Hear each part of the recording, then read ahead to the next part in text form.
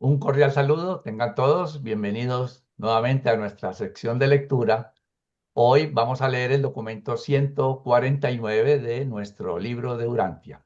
Antes de comenzar la lectura, vamos a colocar esta actividad en presencia de nuestro Padre.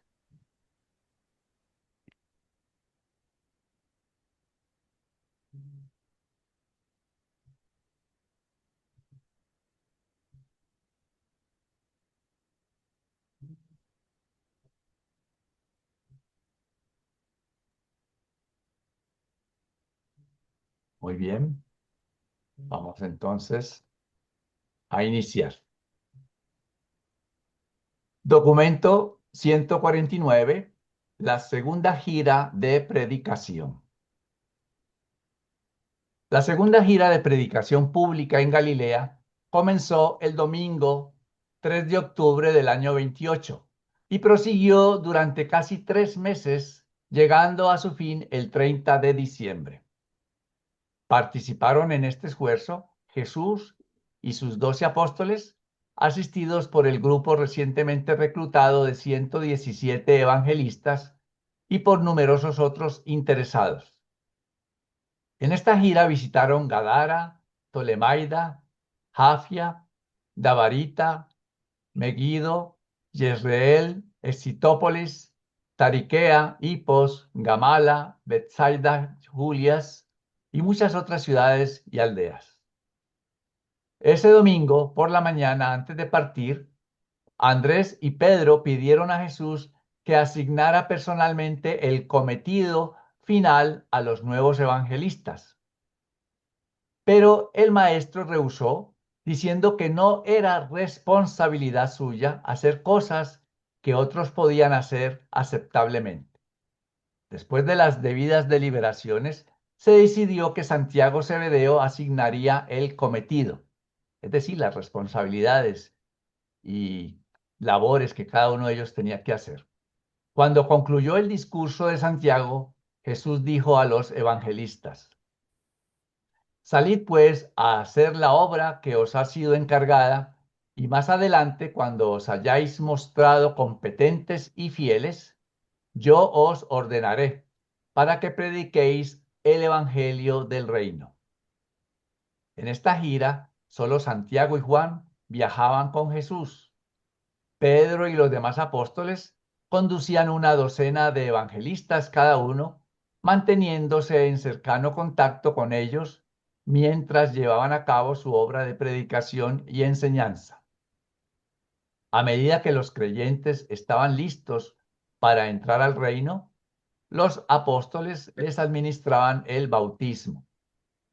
Jesús y sus dos compañeros viajaron mucho durante estos 3 meses, visitando a menudo 2 ciudades en un solo día, para observar el trabajo de los evangelistas y alentarlos en sus esfuerzos por establecer el reino.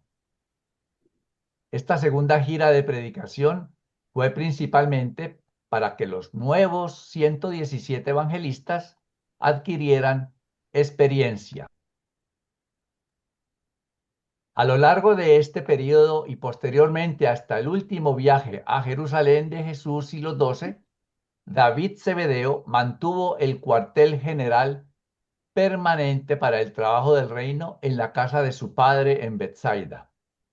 Fue este el centro de distribución del trabajo de Jesús en la tierra y el centro de transmisión para el servicio de mensajería que usaba David entre los trabajadores en las distintas zonas de Palestina y las regiones adyacentes. Todo esto lo hizo él por su propia iniciativa, pero con la aprobación de Andrés.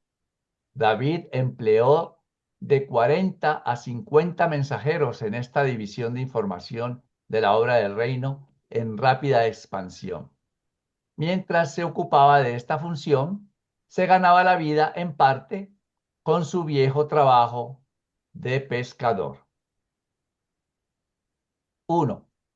La propagación de la fama de Jesús. Cuando pusieron fin al campamento de Betsaida, la fama de Jesús, particularmente como sanador, ya se había extendido a todas partes de Palestina y más allá, hasta Siria y los países limítrofes. Durante semanas, después de su partida de Bethsaida, siguieron llegando enfermos que al no encontrar al maestro y al enterarse por David de dónde había ido, salían en su búsqueda.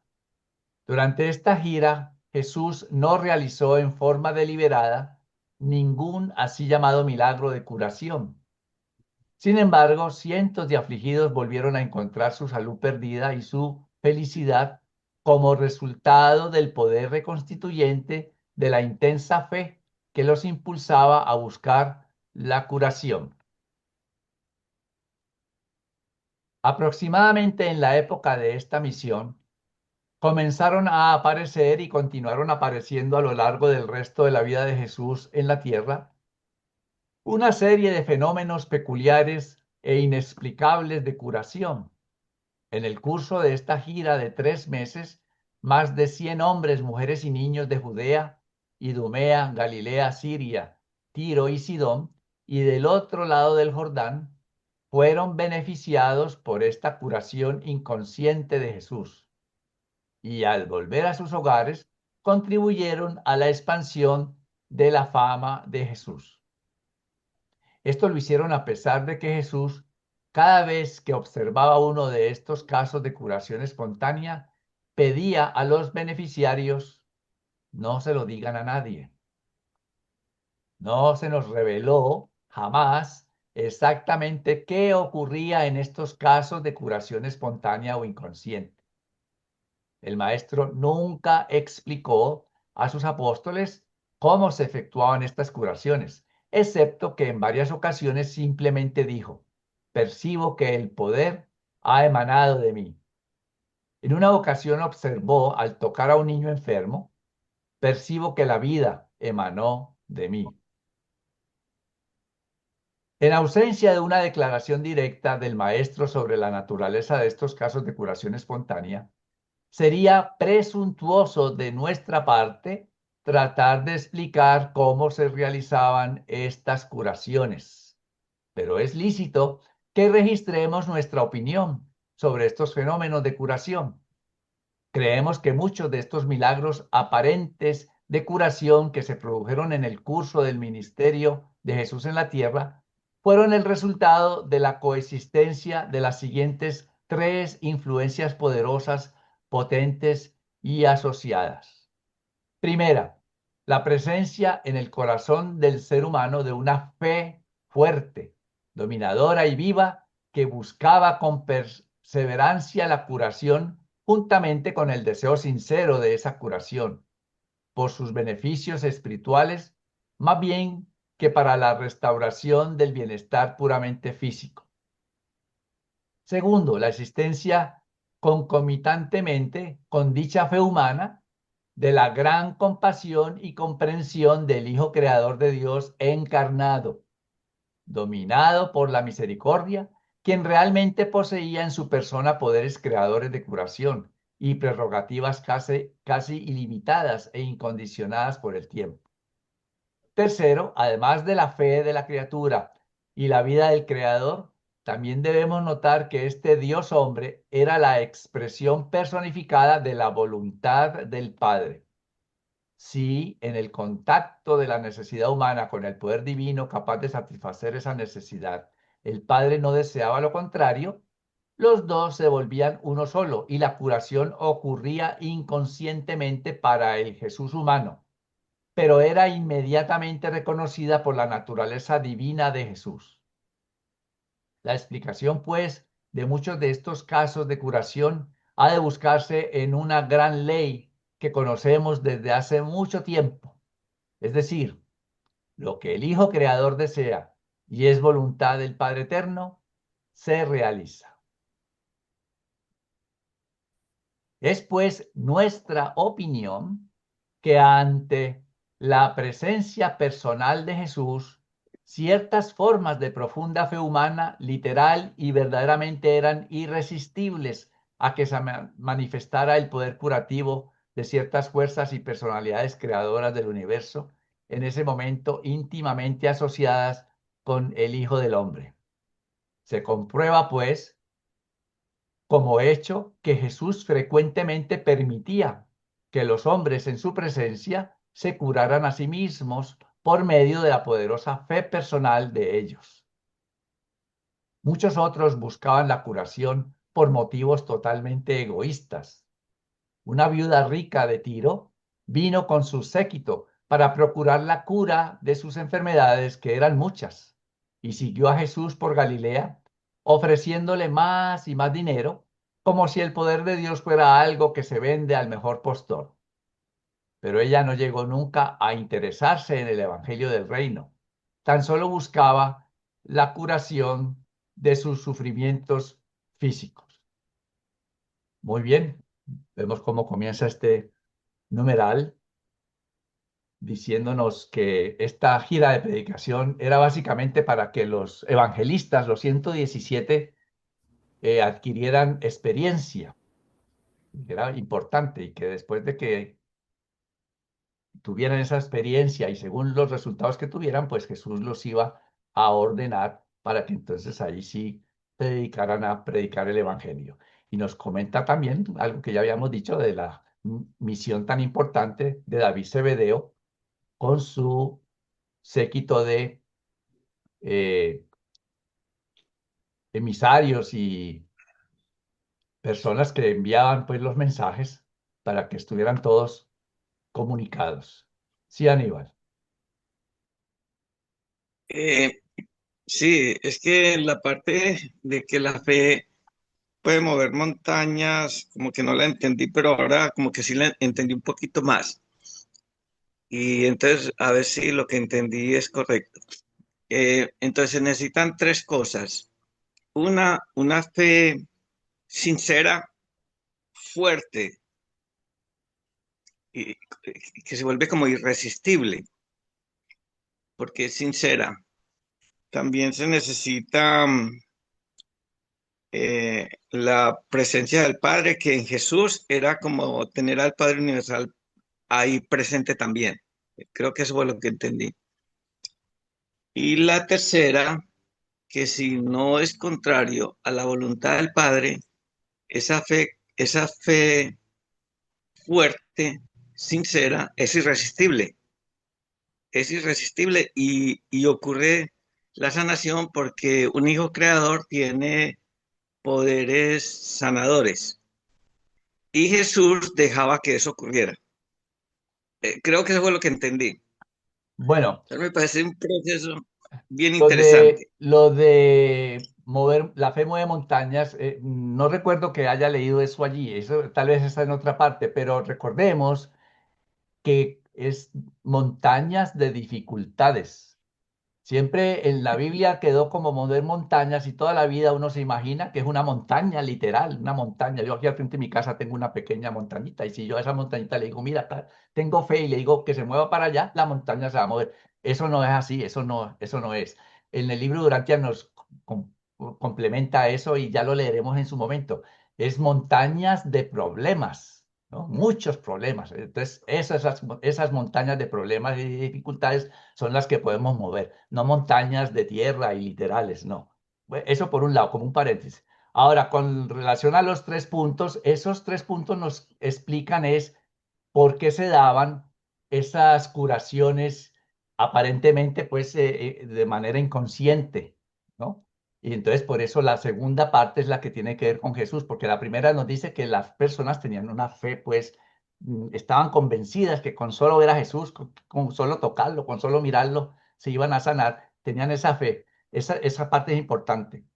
Pero la segunda, entonces, habla de esa naturaleza humana de Jesús que se emocionaba, se conmovía al ver ese sufrimiento.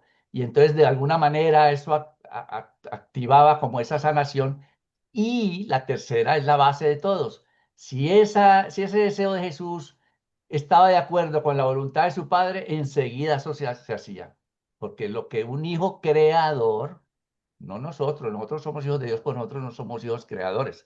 Lo que un hijo creador, como Jesús, desea y está en concordancia con la voluntad del Padre, eso se hace enseguida. Esa es una ley. De hecho, ya esta es la tercera vez que hemos leído esa frase, porque nos la han dicho en dos o en tres documentos anteriores, porque recuerdo que la hemos visto ya. Así que esta es la tercera vez que nos dicen eso mismo.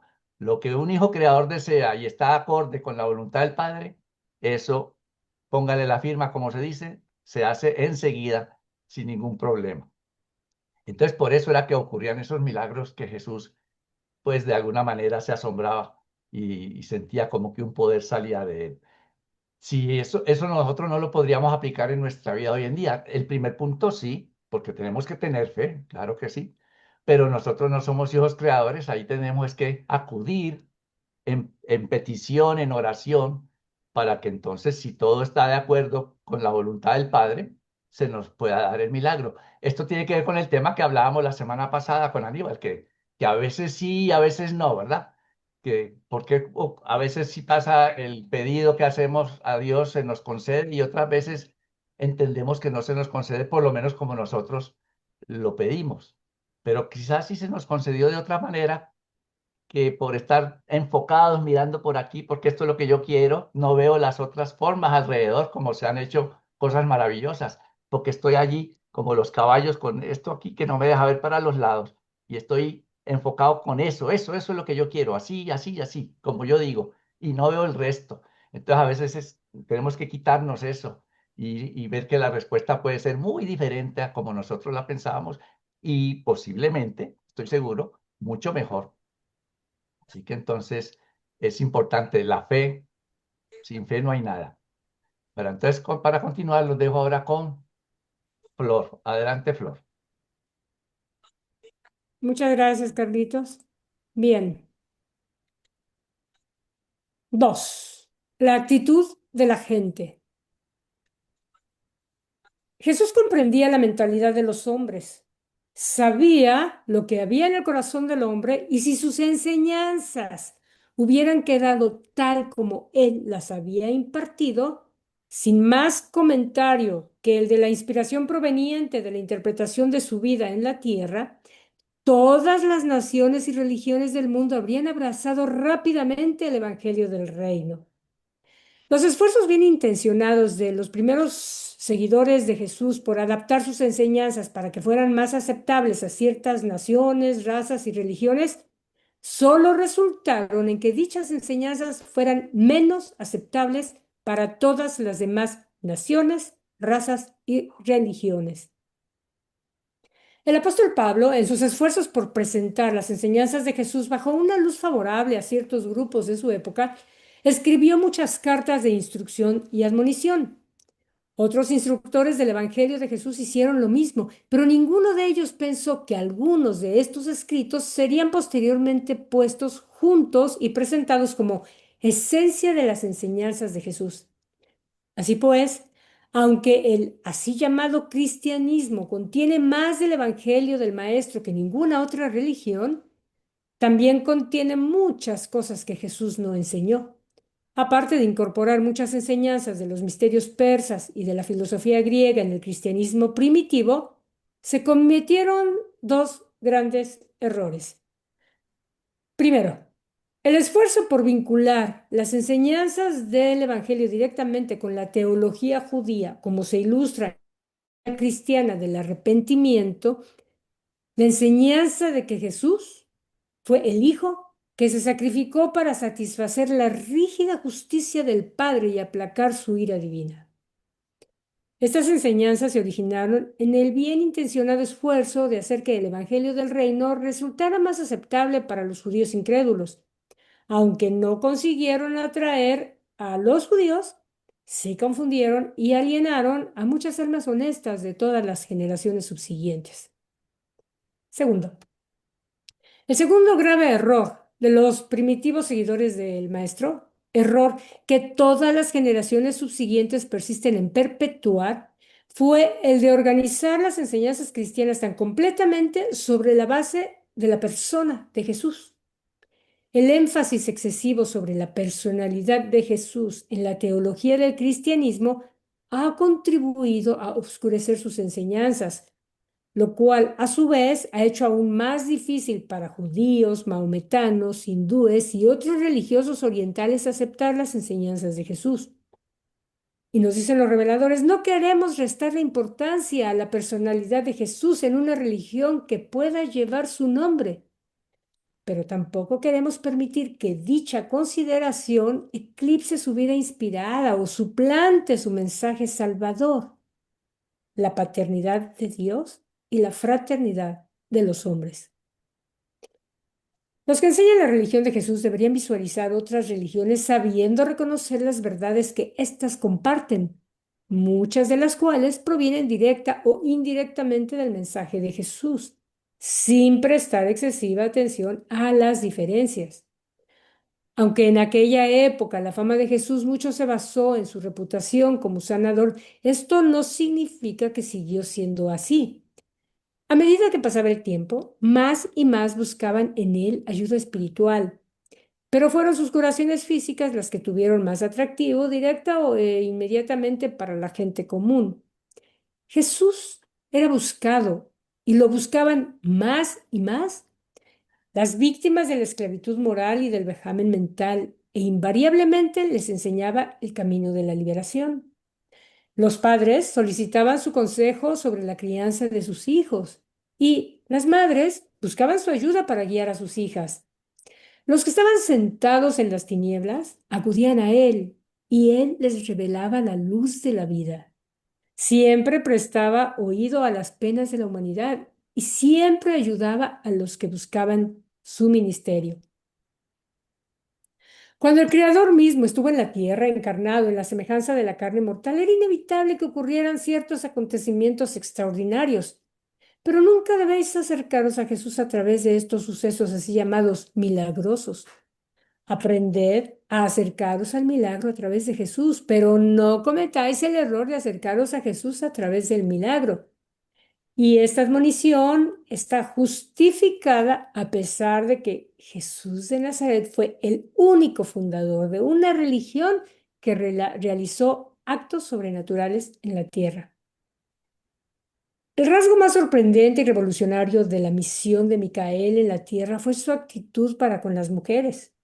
En una época y generación en que no correspondía que un hombre saludara en la plaza pública ni siquiera a su propia mujer, Jesús se atrevió a llevar mujeres como instructoras del Evangelio durante su tercera gira de Galilea. Tuvo la cabal valentía de hacerlo a la luz de las enseñanzas rabínicas que declaran que es mejor sería quemar las palabras de la ley que entregárselas a las mujeres. En una sola generación, Jesús supo rescatar a las mujeres del irrespetuoso olvido y de la monotonía esclavizante de todas las épocas anteriores. Y miren lo que nos dicen aquí los reveladores, es palabra de ellos. Y es una vergüenza que la religión que tuvo la presunción de tomar el nombre de Jesús, que no haya tenido la valentía moral de seguir este noble ejemplo en su actitud subsiguiente hacia las mujeres. Cuando Jesús se mezclaba con la gente, todos lo encontraban enteramente libre de las supersticiones de esa época. Estaba libre de todo prejuicio religioso. No fue nunca intolerante. No había en su corazón nada que se asemejara al antagonismo social, aunque cumplía con lo que había de bueno en la religión de sus padres, no vacilaba en hacer caso omiso de las tradiciones supersticiosas y esclavizantes inventadas por el hombre. Se atrevió a enseñar que las catástrofes de la naturaleza, los accidentes del tiempo y otros acontecimientos calamitosos no son resultado del juicio divino ni dispensaciones misteriosas de la providencia. Denunció la devoción esclavizante a los ceremoniales vacíos y desenmascaró la falacia de la adoración materialista. Proclamó valientemente la libertad espiritual del hombre y se atrevió a enseñar que los mortales son real y verdaderamente hijos del Dios viviente. Jesús trascendió todas las enseñanzas de sus precursores cuando tuvo la osadía de reemplazar las manos limpias por un corazón limpio como marca de la religión verdadera. Puso la realidad en el lugar de la tradición y eliminó toda pretensión de vanidad e hipocresía. Sin embargo, este osado hombre de Dios no dio rienda suelta a crítica destructiva, ni manifestó desprecio por las costumbres religiosas, sociales, económicas y políticas de la época.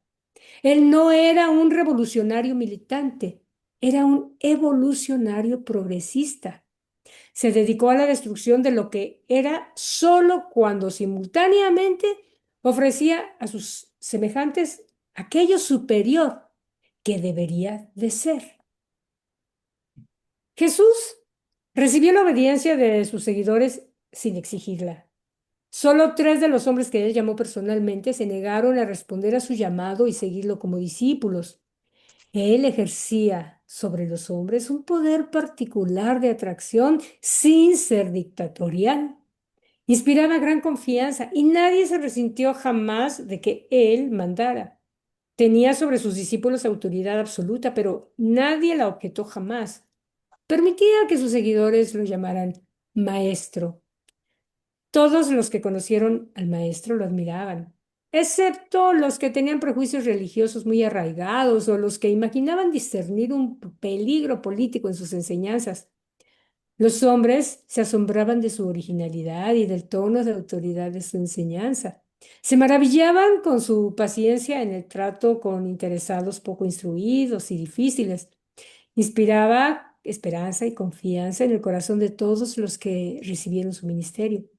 Solo los que no le habían conocido le temían, y tan solo le odiaban los que veían en él al campeón de esa verdad que estaba destinada a derrotar el mal y el error que ellos querían albergar a toda costa en su corazón. Él ejercía una influencia poderosa y particularmente fascinante sobre amigos y enemigos por igual. Las multitudes lo seguían semanas enteras tan solo para escuchar sus palabras misericordiosas y contemplar su vida sencilla. Hombres y mujeres devotos amaban a Jesús con un afecto casi sobrehumano, y cuanto mejor le conocían, más lo amaban. Esto es verdad hasta el día de hoy. Actualmente y en todas las épocas futuras, cuanto mejor conozca el hombre a este Dios hombre, más lo amará y más lo seguirá. Y no dudo que eso nos esté pasando a nosotros también, porque entre más leemos, más nos damos cuenta de la cantidad de cosas que dijo. Dijo mucho, dijo todo. Y además la forma de decirlas y el mensaje de amor siempre positivo, siempre lleno de vida. Lástima que no podemos escuchar su voz o ver sus manos cuando estaba hablando o ver sus ojos conforme iba diciendo lo que iba diciendo, porque sería hermoso simplemente escuchar su tono de voz y la forma como hilaba las palabras para no solamente dar el mensaje, sino además para atraer esa parte, esa fibra sensible en el corazón de cada ser humano que lo escuchaba, ¿no? Bueno, ya nos tocará quizá más adelante escuchar algo al respecto.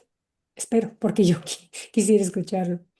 Em, ¿Algún comentario? Y algo detalle, un detalle. Bueno, es que hay varios detalles aquí por decir, pero después. Adelante, Claudio. ¿Qué tal? Muy buenas noches a todos. Eh, yo mientras leías este párrafo, estos párrafos, Flor, pensaba, uno a veces, o sea, dice, se han equivocado, han puesto la personalidad de Jesús adelante de lo que sería el mensaje. Y por un lado pensaba, no debe haber sido fácil tener delante de uno a alguien tan maravilloso. No, o sea, yo me preguntaba si yo pudiese viajar al pasado, ¿a dónde iría? Eh, Entonces, bueno, es algo que uno, qué sé yo, necesita poderlo vivir, ¿no? O sea, si lo podemos hacer aquí, ahora, imagínate teniendo al maestro adelante.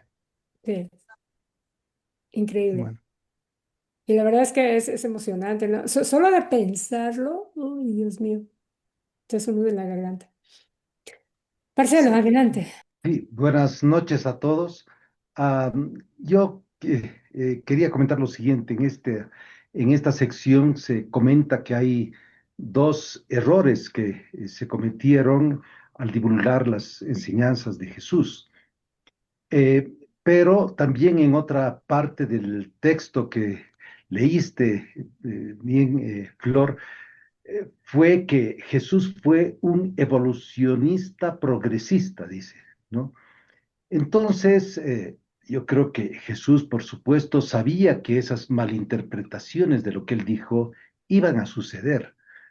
Y de hecho, él o instruyó a todos sus apóstoles sobre él hasta que él haya pasado, haya muerto y haya pasado a otra vida. Incluso cuando él hacía un milagro de sanación, les decía, y también menciona en esta sección, les decía a las personas que se curaban por vulguen a nadie, igual lo hacían, pero entonces él no quería que se revele nada de lo que él hacía. De hecho, en un documento anterior leímos que él destruyó incluso las cosas personales, escritos, dibujos que él hizo.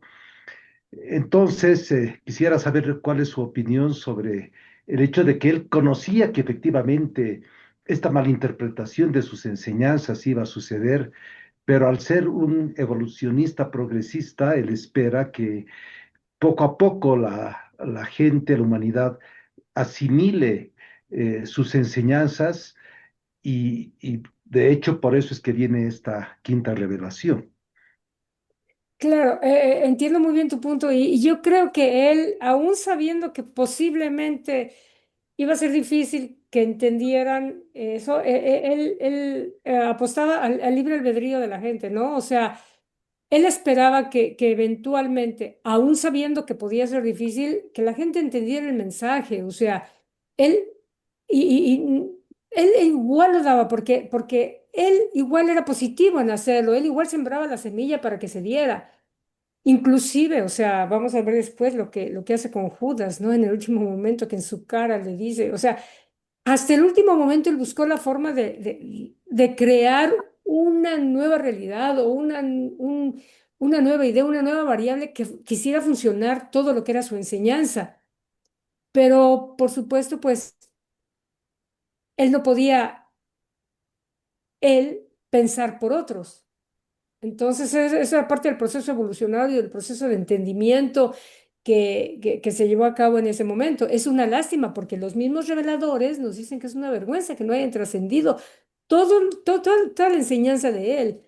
Y nos plantean dos, ¿no? O sea, por ejemplo, la que nos ponen como número uno, que el hijo que se vino a sacrificar por el padre que es iracundo, ¿no? El dios iracundo, que ya sabemos ahora, gracias a la quinta revelación, que así no es, que tenemos un padre de amor. Y la segunda, pues igual, o sea, el tema de las mujeres. Imagínense si simplemente con eso, si eso hubiera trascendido a nivel, en todos los niveles de la sociedad, habría habido un avance sensacional, porque entonces imagínate todo el potencial psicológico, mental, de habilidad, de talento, de todas las mujeres que no pudo ser expresado. Imagínate si hubiera sido expresado y puesto en función en la sociedad en general, en todos los ámbitos, en la economía, en la política, en la educación, en todo. Imagínate el potencial que se perdió. Y él trató de rescatar eso. Desafortunadamente, bueno, estaba lejos para él poder influenciar en Pedro cuando habló sobre el Jesús resucitado y no sobre la enseñanza, o Pablo cuando vio la parte de las mujeres. Pero él lo hizo y la intención de él fue cambiar la regla para bien. Híjole, a ver, Aníbal, puedo seguir hablando. Ay, Flor mencionó que la personalidad de Jesús era irresistible y que vos eh, quisieras como escucharlo y esas cosas. Bueno, yo también, y seguro que todos también. Sin embargo, creo que el mensaje era lo más importante de todo, no la personalidad irresistible de Jesús. Yo creo que van junto con pegado. El problema fue que no trascendió lo que era él. en su persona, o sea, porque él vivía su enseñanza y no trascendió la forma como él vivía su enseñanza, que era lo que debía de haber quedado. Simplemente está el personaje, porque yo les pregunto, ¿cuánto sabemos de Jesús? En realidad no sabemos nada. Que se ve muy bonito en las fotos que ponen, sonriendo, lindo. Y sabemos que Jesús sufría y Jesús lloró en ocasiones y que Jesús se lamentaba de determinados detalles y se llegó a enojar, o sea, era un ser humano, ¿no? Pero esos detalles que ahora, gracias a la quinta revelación, podemos entender de él, no trascendieron.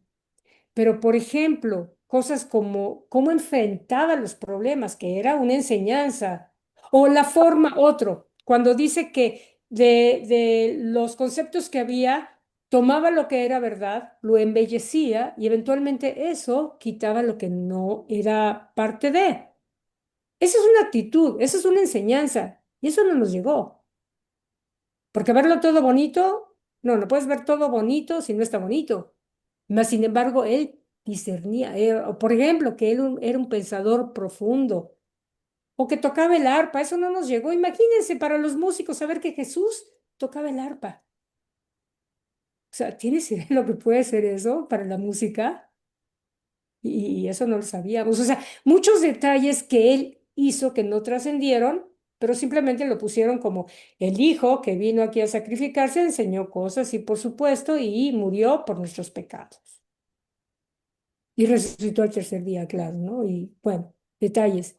Yo creo que gracias a la quinta revelación podemos juntar ambas cosas, ver lo que era él y los mismos reveladores dicen, es que no queremos restar la importancia a la persona de Jesús, pero se quitó lo otro, lo que él vivía y enseñaba en su propia vida y transmitía y decía y compartía. Pero muy buen, sí, muy buen comentario. Ojalá y ahora con la quinta revelación podamos traer al Jesús, y los mismos reveladores dicen, rescatar al Jesús de la tumba de la tradición teológica para mostrar al Jesús vivo a la religión que lleva su nombre, ¿no? Bien, qué bonito. ¿Algún comentario más? Si no, le paso la palabra a Carlitos. Adelante, Carlitos. Gracias, Flor. 3. La hostilidad de los líderes religiosos. A pesar de que la gente común recibía favorablemente las enseñanzas de Jesús, los líderes religiosos en Jerusalén se iban alarmando y tornando antagonistas cada vez más. Los fariseos habían formulado una teología sistemática y dogmática. Jesús no enseñaba en forma sistemática, lo hacía según se presentara la ocasión. Jesús enseñaba basándose no tanto en la ley, sino en la vida misma, mediante parábolas. Y cuando empleaba una parábola para ilustrar su mensaje, su intención era utilizar solo una característica de la historia para ese propósito. Es posible llegar a muchas conclusiones erróneas sobre las enseñanzas de Jesús si se quieren transformar sus parábolas en alegorías. Los líderes religiosos en Jerusalén se estaban poniendo frenéticos por la reciente conversión del joven Abraham y la deserción de 3 de los espías que habían sido bautizados por Pedro y se habían unido a los evangelistas en esta segunda gira de predicación en Galilea. El temor y el prejuicio enceguecían cada vez más a los líderes judíos, cuyo corazón estaba endurecido por el continuo rechazo de las cautivantes verdades del Evangelio del Reino. Cuando los hombres se cierran a la llamada del Espíritu que reside en ellos, poco puede hacerse para modificar su actitud. La primera vez que Jesús se reunió con los evangelistas en el campamento de Betsaida, al concluir su discurso, dijo: debéis recordar que en cuerpo y mente, emocionalmente, los hombres reaccionan como individuos. Lo único uniforme que tienen los hombres es el espíritu residente. Aunque los espíritus divinos puedan variar un tanto en su naturaleza y grado de experiencia, ellos reaccionan en forma uniforme a todos los llamados espirituales. Solo a través de este espíritu y por la llamada a él, puede la humanidad alcanzar algún día la unidad y la fraternidad. Pero muchos de los líderes de los judíos habían cerrado las puertas de su corazón a la llamada espiritual del Evangelio. De este día en adelante no cesaron de conspirar y urdir la destrucción del Maestro. Estaban convencidos de que Jesús debía ser detenido, condenado y ajusticiado como ofensor de la religión por haber violado las enseñanzas cardinales de la sagrada ley judía. Vemos cómo aquí se puede aplicar ese famoso dicho que dice que no hay peor sordo que el que no quiere oír. Y cuando se cierra la mente, por más que a uno le expliquen, por más que a uno le enseñen, inclusive, mire, él, ¿quién estaba enseñándoles? El maestro de maestros. ¿Quién mejor que Jesús podría haberles enseñado? Nadie, absolutamente nadie. Y muchos enseguecieron, pues cerraron su mente y no hubo forma de que entendieran, sino que estaban empecinados en que Jesús pues atacaba sus valores, sus principios, su famosa ley y se volvieron en contra de él. ¿Algún comentario? Bien, pues entonces, Flor, continúe, por favor. Muchas gracias, Carlitos. 4. El progreso de la gira de predicación. Jesús hizo muy poco trabajo público durante esta gira de predicación, pero condujo muchas clases vespertinas para los creyentes en la mayoría de las ciudades y aldeas en las que a la sazón se detenía con Santiago y Juan.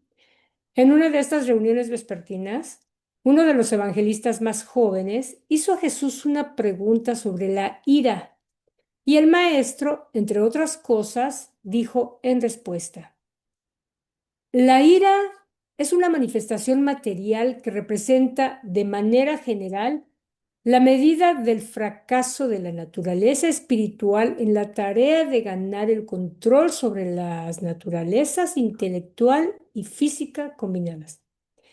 La ira indica vuestra falta de amor fraternal tolerante, más vuestra falta de respeto propio y de autocontrol. La ira afecta a la salud, envilece la mente y limita el instructor espiritual del alma del hombre. ¿Acaso no habéis leído en las Escrituras que la ira mata al tonto y que el hombre se destruye a sí mismo con su ira? Que el que tarda en airarse es grande de entendimiento, mientras el que es impaciente de espíritu enaltece la necedad. Todos vosotros sabéis que la blanda respuesta quita la ira y que las palabras ásperas hacen subir el furor. La cordura detiene el furor, mientras que como ciudad derribada y sin muro es el hombre cuyo yo no tiene rienda. Cruel es la ira e irrespetuoso el furor. Los hombres iracundos levantan contiendas y los furiosos multiplican sus errores. No te apresures en tu espíritu, porque el enojo reposa en el seno de los necios. Antes de terminar de hablar, Jesús también dijo: dejad que vuestro corazón esté tan dominado por el amor que el espíritu guía pueda con toda dificultad libraros de la tendencia de dejaros llevar por esas explosiones de ira animal que son inconsistentes con el estado de filiación divina.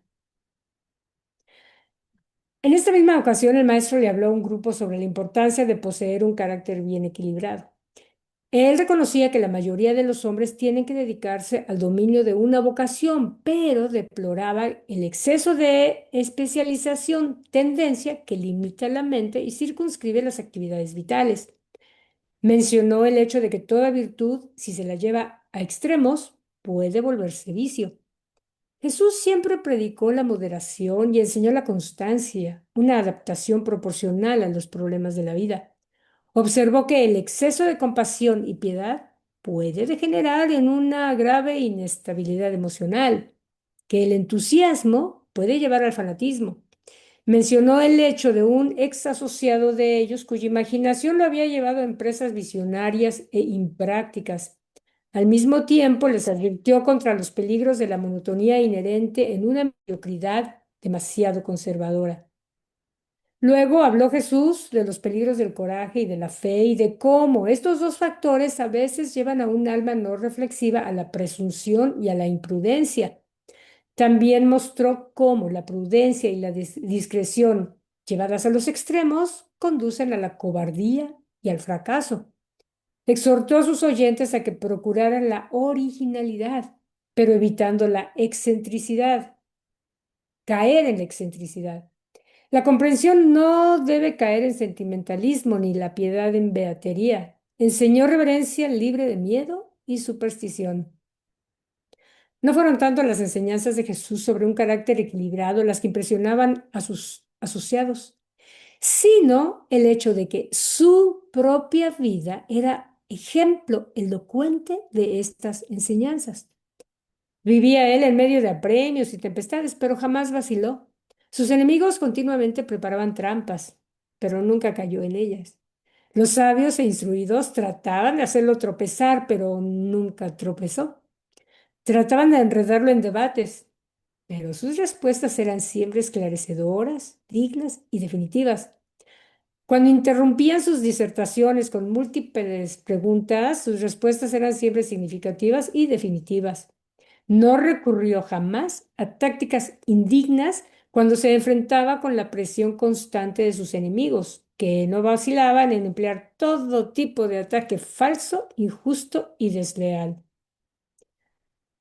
Aunque es verdad que muchos hombres y mujeres deben dedicarse asiduamente a una vocación específica para ganarse la vida, es, sin embargo, enteramente deseable que los seres humanos cultiven una amplia gama de familiaridad cultural con la vida tal como se la vive en la Tierra. Las personas verdaderamente cultas no se conforman con permanecer en la ignorancia respecto de la forma de vida y las enseñanzas de sus semejantes. ¿No es bonito todo lo que nos dicen de él? ¿No es lindo? O sea, es para ponernos a pensar cómo lo hacía. Y aquí claramente dicen que sus mismos allegados se maravillaban porque él vivía su vida. Era una enseñanza, vivía lo que decía. Adelante, Aníbal. Ah, bueno, con respecto a lo que leyó Carlos, porque no alcancé a levantar la mano, quería mencionar que en Radio Durantia José Luis Flores leyó un trabajo bien interesante: por qué los saduceos y fariseos. Él también explica en ese mismo programa también quiénes eran los nazareos y quiénes eran los que murieron ahí en Qumran. Se me olvidó. Bueno, eh, y entonces uno queda con una idea bien clara de por qué la clase dirigente y la clase alta se convirtieron ellos mismos se convirtieron en enemigos de Jesús. Puede que Jesús quiso ser enemigo de ellos. No, ellos como que no les gustaba o veían a Jesús, como decía José Luis, como una amenaza a su dominio Ujú. económico y religioso en la región. Entonces, por eso lo perseguían. También estaba pensando de que en lo que acabaste de leer, Florecita, de que Jesús nunca lo atraparon. Pero resulta que en la noche de la última cena, a mí como que me da la impresión de que él dejó que eso ocurriera, como que no hizo el intento de escaparse porque lo podía haber hecho, tenía tiempo de irse con su grupo lejos de ahí. No, sí, es bien interesante, pero bueno, habría que estar en su mente para entender cómo hacía o por qué tomaba las decisiones que tomaba. Eso sí se me hace genial. Ver o poder ver, o bueno, si lo podemos ver después, ¿no? Poder ver cómo aceptaba el comentario o la trampa que le tendían ver cómo le escuchaba, su actitud, cómo veía a quien le estaba tendiendo la trampa, por ejemplo, y cómo pensaba o maquinaba para poder dar una respuesta que además siempre ganaba, porque siempre había una enseñanza en la respuesta. Y siempre sus ofensores o quienes intentaban ponerlo en una trampa siempre salieron derrotados. Eso fue interesante. La otra cosita es esta, Florecita. Los dichos que estaban en comilla sencilla o una sola comilla, ¿eso está en los escritos de los judíos o eran como dichos de la época en ese lugar? Pero La son muy mayor- buenos.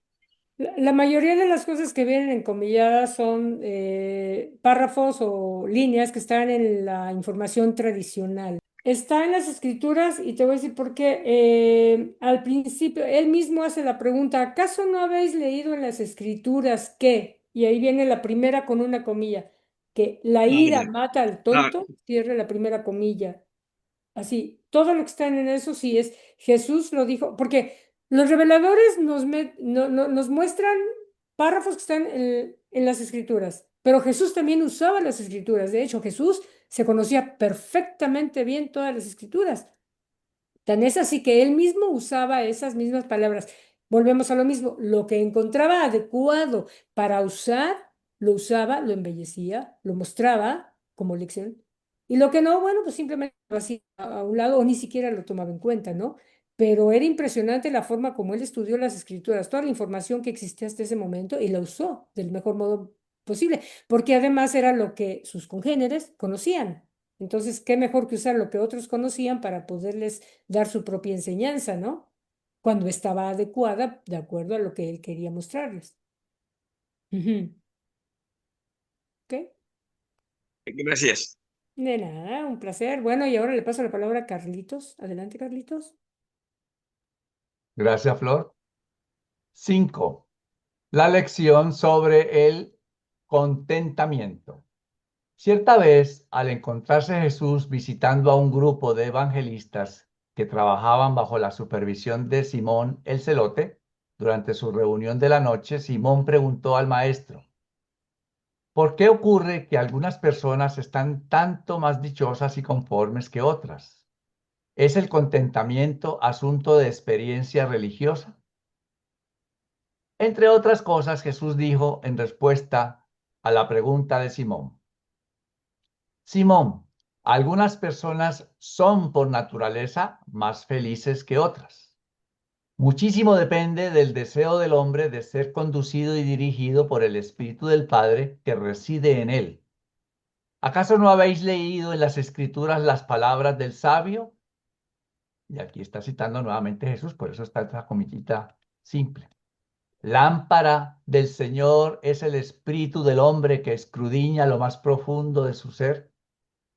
También sabéis que los hombres conducidos por el espíritu dicen, las cuerdas que me cayeron en lugares deleitosos y es hermosa la heredad que me ha tocado.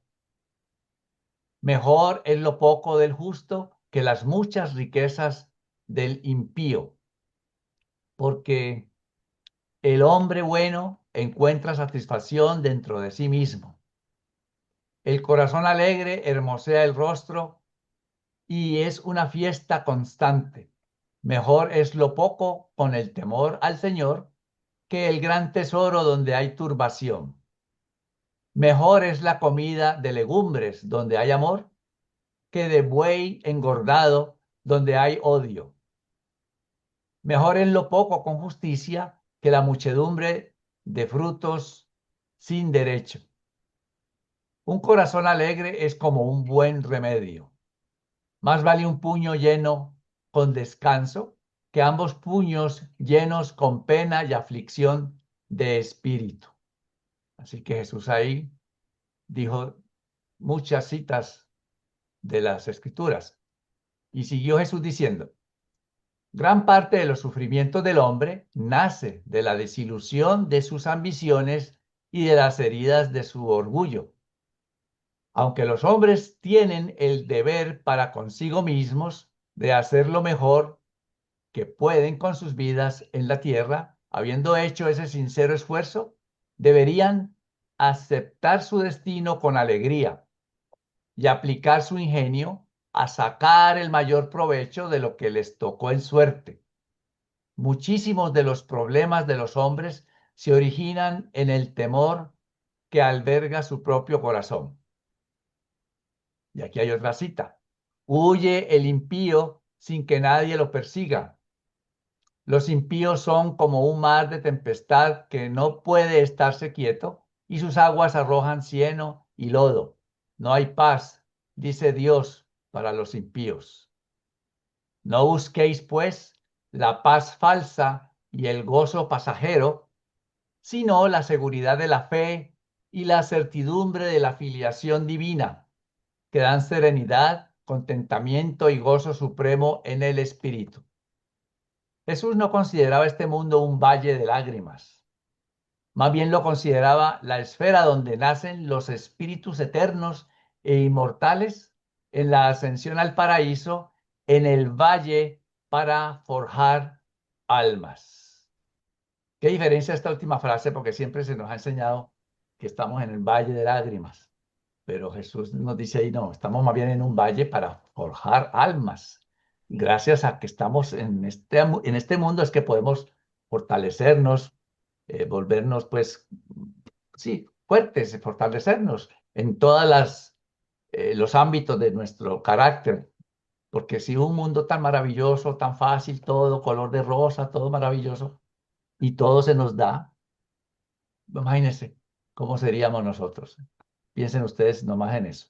Si hay algún comentario, si no, entonces los dejo con Flor para que continuemos. Adelante, Flor.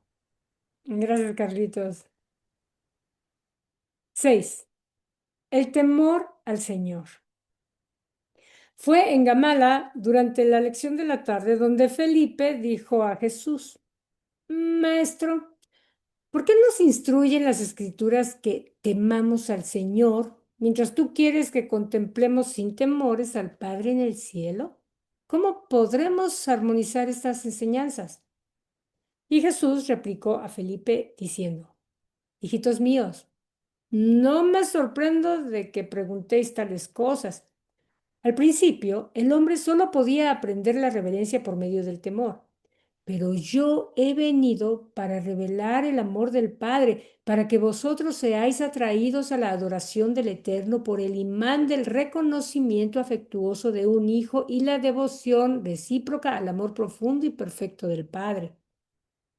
Yo os liberaré de la esclavitud que os lleva por el temor al servicio difícil de un Dios rey celoso e iracundo.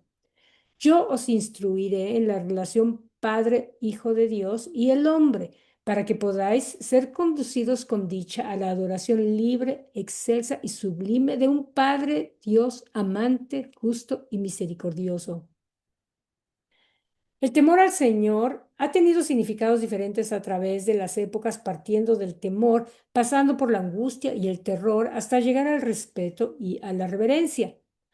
Ahora quiero llevaros de la reverencia a través del reconocimiento, la comprensión y la apreciación al amor. Cuando el hombre reconoce solo las obras de Dios, tiende a temer al Supremo, pero cuando el hombre comienza a comprender y a experimentar la personalidad y el carácter de Dios vivo, es conducido cada vez más al amor de un Padre tan bueno y perfecto, tan universal y eterno.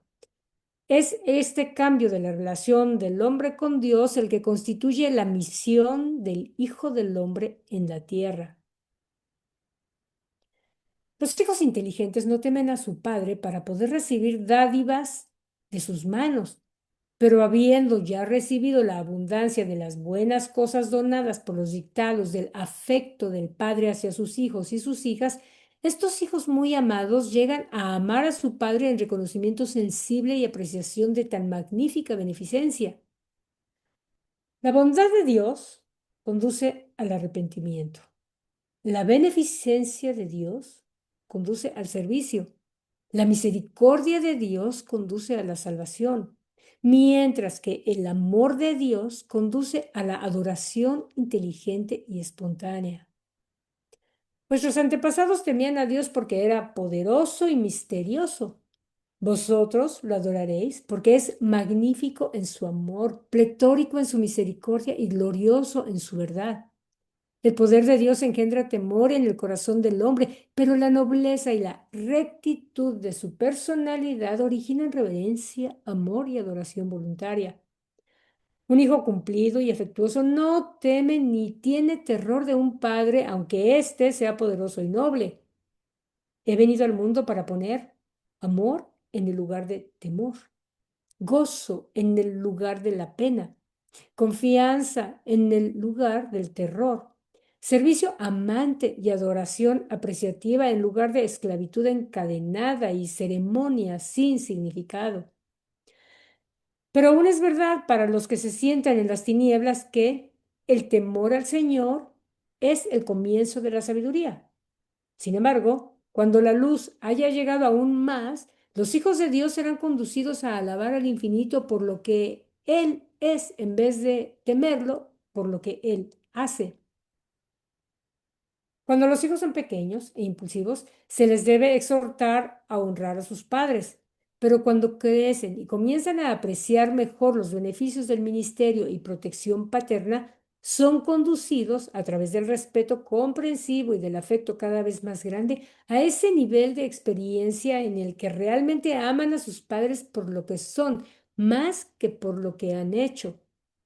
El padre naturalmente ama al hijo, pero el hijo debe desarrollar su amor por el padre a partir del temor de lo que el padre pueda hacer a través del respeto, el terror, la dependencia y la reverencia, hasta el respeto apreciativo y afectuoso del amor. Se os ha enseñado que vosotros debéis temer a Dios y guardar sus mandamientos porque ese es todo el deber del hombre. Pero yo he venido para daros un nuevo mandamiento aún más alto. Quiero enseñaros a amar a Dios y aprender a hacer su voluntad, porque ese es el privilegio más elevado de los hijos liberados de Dios. A vuestros padres se les enseñó a temer a Dios, el Rey Todopoderoso. Yo os enseño a amar a Dios, el Padre Todo Misericordioso. En el reino del cielo, que he venido para declarar, no hay reyes altos y poderosos. Este reino es una familia divina. El centro y jefe universalmente reconocido y adorado sin reservas de esta vasta hermandad de seres inteligentes es mi Padre y vuestro Padre. Yo soy su hijo y vosotros también sois sus hijos. Por consiguiente, es eternamente verdadero que vosotros y yo somos hermanos en el estado celestial y más aún desde que nos hemos hecho hermanos de carne en la vida terrenal. Dejad pues de temer a Dios como a un rey o de servirle como a un amo. Aprended a tenerle reverencia como creador, a honrarle como el Padre de vuestra juventud espiritual, a amarlo como a un defensor misericordioso y finalmente a adorarlo como al Padre amante y omnisapiente de vuestra comprensión y apreciación espiritual más maduras. De vuestros conceptos erróneos sobre el Padre en el cielo surgen vuestras falsas ideas de humildad y nace mucha de vuestra hipocresía. El hombre puede ser un gusano en el polvo por su naturaleza y origen, pero cuando lo habita el espíritu de mi Padre, ese hombre se hace divino en su destino. El espíritu otorgado por mi Padre volverá con toda seguridad a la fuente divina y al nivel universal de origen, y el alma humana del hombre mortal, que se habrá convertido en el Hijo renacido de este espíritu residente, ascenderá ciertamente con el espíritu divino hasta la presencia misma del Padre eterno. La humildad en verdad corresponde al hombre mortal que recibe todos estos dones del Padre en el cielo, si bien existe en cada uno de estos candidatos de la fe para la ascensión eterna al reino del cielo una dignidad divina. Las prácticas vacías y necias de una humildad ostentosa y falsa son incompatibles con la apreciación de la fuente de vuestra salvación y con el reconocimiento del destino de vuestras almas nacidas del Espíritu. La humildad ante Dios, por cierto, corresponde en la profundidad de vuestro corazón. La mansedumbre ante los hombres es loable, pero la hipocresía de la humildad autoconsciente y ostentosa es infantil e indigna de los hijos esclarecidos del reino. Hacéis bien en ser mansos ante Dios y en controlaros ante los hombres, pero haced que vuestra mansedumbre sea de origen espiritual y no la exteriorización autoengañosa de un sentido autoconsciente de superioridad presuntuosa. El profeta habló sabiamente cuando dijo: caminad humildemente con Dios, porque aunque el Padre en el cielo es el infinito y el eterno, Él también habita con aquel que tiene mente contrita y espíritu humilde. Mi Padre desprecia el orgullo, detesta la hipocresía y aborrece la iniquidad. Es precisamente para acentuar el valor de la sinceridad y la confianza perfectas en el apoyo amante y la guía fiel de nuestro Padre Celestial, por lo que tan frecuentemente uso el ejemplo de un niño para ilustrar la actitud mental y la respuesta espiritual que son tan esenciales para que el hombre mortal entre en las realidades espirituales del reino del cielo. Bien describió el profeta Jeremías a muchos mortales cuando dijo: cerca estás tú de Dios en tu boca, pero lejos de él en tu corazón. ¿Y acaso no habéis leído también esa terrible advertencia del profeta que dijo: sus sacerdotes enseñan por precio y sus profetas adivinan por dinero? Al mismo tiempo, profesan piedad y alegan que el Señor está con ellos. ¿Acaso no habéis sido puestos en guardia contra los que hablan paz con sus prójimos, pero la maldad está en su corazón? Los que hablan con labios lisonjeros y con doblez en su corazón, de su corazón. De todas las penas de un hombre confiado, ninguna es tan terrible como la de ser herido en la casa de su amigo en quien confía. Esta frase la repiten en otra parte: que nada es tan terrible como ser herido en la casa de un amigo en quien confía.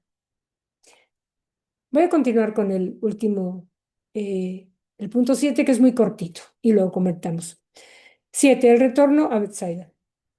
Andrés, en consulta con Simón Pedro y con la aprobación de Jesús, había instruido a David en Bethsaida a que despachara mensajeros a los varios grupos de predicadores con instrucciones de que finalizaran la gira y retornaran a Bethsaida a cualquier hora del jueves 30 de diciembre. A la hora de la cena de este día lluvioso, todos los integrantes del grupo apostólico y los instructores evangelistas habían llegado a la casa de Zebedeo. Permanecieron todos juntos hasta el sábado, alojándose en las casas de Bethsaida o en las casas cercanas a Capernaum, después de lo cual todo el grupo tuvo 2 semanas de descanso para volver a ver a sus familiares, visitar a sus amigos o ir a pescar. Los 2 o 3 días que pasaron juntos en Bethsaida estuvieron efectivamente llenos de entusiasmo e inspiración. Aún los instructores más viejos se vieron edificados por los jóvenes predicadores que relataban sus experiencias. De los 117 evangelistas que participaron en esta segunda gira de predicación en Galilea, solo 75 sobrevivieron la prueba de la experiencia real y estuvieron prestos para que se los enviara a servir cuando terminaron las 2 semanas de descanso. Jesús, con Andrés, Pedro, Santiago y Juan, permaneció en la casa de Zebedeo y pasó mucho tiempo en reuniones dedicadas al bienestar y a la expansión del reino. Este lindo documento de hoy fue presentado por Carlitos García y una servidora, Flor Robles. Este documento es como para leerlo y releerlo y releerlo. Y es curioso, yo creo que a todos les pasa que a lo mejor yo lo he leído varias veces, pero cuando lo vuelven a leer, vuelven a encontrar cosas. Y si lo vuelven a leer, otra vez vuelven a encontrar cosas. Yo encontré esta vez varios detalles que yo había leído, mas sin embargo, hoy les puse atención de una manera diferente. Y me admira, Jesús dijo todo, todo. Y del ajustador habló muchísimo. Claro, no lo dijo el ajustador del pensamiento, como ahora lo entendemos, de acuerdo a la revelación, pero dijo muchas veces que el Padre vive en nosotros.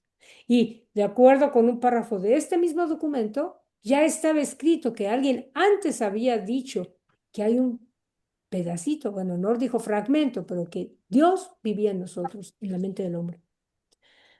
Entonces la información ha estado siempre aquí, lo que pasa es que no se entendió, no se captó, simplemente no, nadie, no se registró.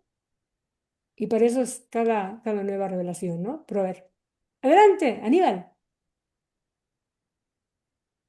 Sí, cuando estabas leyendo el numeral 6, yo estaba pensando es en la experiencia que he tenido yo, que ha sido muy bonita, sobre todo pues con mi nieto. La confianza de un niño con los padres es grande. Eso es lo que me ha ayudado a mí mucho a entender esto del amor del padre. Y estaba pensando también en aquellos que no tuvieron un padre bueno o no han tenido hijos. Qué tristeza. ¿Cómo se puede compensar eso? Estaba pensando yo, no sé. Viendo otros niños con otros papás, no sé. Bueno, yo creo que, a ver, de entrada, el ideal de conocer a un padre es para poder entender al Padre Celestial, ¿no? Es lo primero, de ese modo. Y es una verdadera pena que el tema familiar se está perdiendo o se ha diversificado y es algo que tenemos que rescatar. Y yo creo que muchos de los que empezamos a entender ese concepto debemos de luchar porque ese es el valor del hogar prevalezca, justamente porque en el hogar es donde se forman los siguientes seres humanos que van después a regular el mundo, ¿no? Y aparte, porque en el hogar es donde el niño empieza a aprender, pero a aprender con confianza, con seguridad, la seguridad que le brinda un hogar bien establecido. Y haciendo alusión a lo que tú decías de cómo se puede corregir, bueno, a nivel humano, buscando nosotros la forma de establecer el valor del hogar, hacer que prevalezca el hogar para que en el futuro, las futuras generaciones puedan desarrollarse de manera sana en un hogar bien establecido, sin tanto modernismo como hay ahora, que está muy simpática la situación, pero bueno, no es lo que va de acuerdo con la revelación, definitivamente. Y lo otro, lo tienen contemplado de algún modo, o sea, ya saben que arriba la educación está contemplada en todos sus ámbitos. Ya saben que cuando vamos a los mundos de estancia, quienes no fueron padres tienen que pasar por el cursito de padres para poder entender la magnitud del Padre Universal, justamente porque la paternidad, igual la maternidad, ¿no? Es la mejor, el mejor ejemplo de lo que es el amor incondicional. Y entendiendo el amor incondicional, podremos entender el amor incondicional del Padre para nosotros, sus hijitos imperfectos, que eventualmente, bueno, Él no, quiere estar con nosotros de alguna manera para después compartir con nosotros su gran creación. Adelante, Aníbal.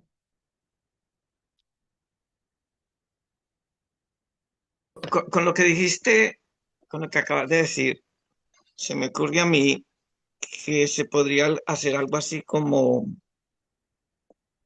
lo que hace mucha gente, el servicio. Entonces, si uno tiene la oportunidad de, por ejemplo, de orientar a alguien, ayudarle a alguien, puede ser un sobrino, alguien, un primo pequeño, o cualquier otra persona, si uno tiene la oportunidad, pues ayudarle. Y si eso puede ser continuo y seguido, entonces eso va a crear una relación bien fuerte y muy amorosa. Porque yo me doy cuenta que el servicio produce mucho amor. Elida sale a la nursing home y ella dice que ella tiene que ir allá porque es que tiene que ir a atender a los viejitos allá, porque a todos los quiere mucho.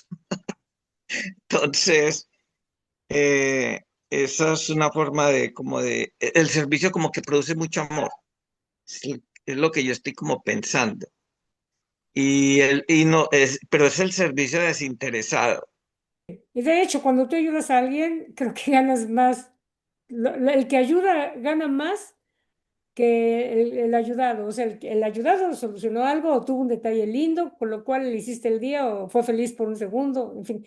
Pero la satisfacción de haber provocado ese momento de gusto, wow, eso sí es priceless. Tiene mucho valor. Adelante, Valdemar. Hola, buenas tardes. Bueno, estoy de acuerdo con Aníbal, pero es una cosa diferente Sí. lo que es, bueno, el servicio al prójimo es demostrar la fraternidad entre nosotros, pero como dice Flor, sí está contemplado, si tú no educaste hasta la adolescencia, algo así, 3 o 4 hijos, allá se te va a dar oportunidad de hacerlo porque es una condición saber o tener esa experiencia para poder comprender al Padre. Todo lo demás es una obligación de nosotros como hermanos, el servicio desinteresado y etcétera, pero la experiencia de Padre, esa solamente yo supongo que nada más se obtiene siendo Padre. Gracias. Sí, sí, muy buen punto, Valdemar. Sí, y de hecho Jesús también lo aclara porque dice que lo que tú acabas de decir, Valdemar, que ese es amor fraternal, lo que es el servicio, desear a todos que estén bien, pero sí, el amor paternal, inclusive Jesús lo dice, es como yo los he amado. Y es un amor totalmente incondicional y es tan importante en la experiencia que el mismo Jesús vivió la paternidad criando a sus hermanitos. O sea, como experiencia es incalculable, ¿no? O sea, y verdaderamente es un amor totalmente incondicional, porque inclusive el amor fraternal puede llegar a tener en algún momento algún tipo de condicionamiento. Puede ser muy bueno, puede no tener ninguna condición, pero también puede tenerlo. Mas, sin embargo, el amor paternal es totalmente incondicional. Es cierto. Qué bonito. Hay que ponernos a hacer la tarea entonces. Ok, bueno, Carlitos, te paso la palabra para que des final documento. Gracias, Y yo Flor. les recomiendo que lo lean varias veces porque verdaderamente cada vez que lo vuelvan a leer van a encontrar detallitos nuevos y Jesús dijo muchas verdades. Así es, Flor, sí. No una lectura solamente. Gracias a todos ustedes por acompañarnos cada jueves aquí en la lectura del libro. Los invito para el próximo jueves, el documento 150. Y como siempre digo, una lecturita antes no cae mal. Así que entonces ahí tienen tarea para de aquí al jueves. Mientras tanto, les deseo un resto de día muy feliz, igual que el fin de semana. Y entonces, con el favor del Padre, nos veremos el próximo jueves. Que estén muy Dios les bien. Un bendiga a Gracias. abrazo todos. fuerte a todos. Gracias. Gracias a ustedes.